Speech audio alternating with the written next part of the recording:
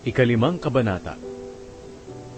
Nang matapos na ni Solomon ang lahat ng gawain para sa templo ng Panginoon, dinala niya sa bodega ng templo ang lahat ng bagay na itinalaga ng ama niyang si David, pati na ang ginto, pilak, at iba pang kagamitan. Dinala sa templo ang kahon ng kasunduan. Ipinatawag ni Haring Solomon sa Jerusalem ang mga tagapamahala ng Israel at ang lahat ng pinuno ng mga lahi at ng mga pamilya sa Israel para kunin ang kahon ng kasunduan ng Panginoon mula sa Zion, ang lungsod ni David. Pumunta silang lahat kay Haring Solomon noong panahon ng pista ng pagtatayo ng mga kubol ng ikapitong buwan. Nang magkatipo na ang lahat ng tagapamahala ng Israel, kinuha ng mga pari at ng mga Levita ang kahon, ang toldang tipanan, at ang mga banal na gamit nito. Dinala nilang lahat ito sa templo.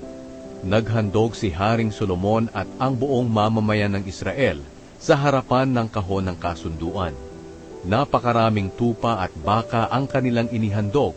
Hindi ito mabilang dahil sa dami. Pagkatapos, dinala ng mga pari ang kahon ng kasunduan ng Panginoon sa lugar nito, roon sa pinakaloob ng templo, sa pinakabanal na lugar, sa ilalim ng mga pakpak ng mga kerubin. Nakalukob ang pakpak ng mga kerubin, kaya natatakpan ang kahon at ang mga hawakang pasanan nito. Itong mga hawakang pasanan ay mahaba. Ang dulo nito ay kita sa banal na lugar, sa harapan ng pinakaloob ng templo. Pero hindi ito makita sa labas ng banal na lugar. At naroon pa ito hanggang ngayon. Walang ibang laman ang kahon, maliban sa dalawang malalapad na bato na inilagay ni Moises noong nandoon siya sa Horeb, kung saan gumawa ng kasunduan ng Panginoon sa mga Israelita pagkatapos nilang lumabas sa Ehipto. Pagkatapos, lumabas ang mga pari sa banal na lugar. Ang lahat ng pari na naroon ay nagpakalinis, oras man ang kanilang paglilingkod o hindi. Ang mga musikerong Levita na sina Asaph, Heman, Jedutun, at ang kanilang mga anak at mga kamag-anak ay tumayo sa bandang silangan ng altar. Nakasuot sila ng pinong linen at tumutugtog ng pompyang, alpa at lira.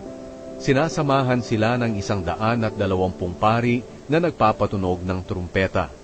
Ang mga mang-aawit ay nagpuri at nagpasalamat sa Panginoon na tinutugtugan ng mga trumpeta, pompyang, at iba pang mga instrumento.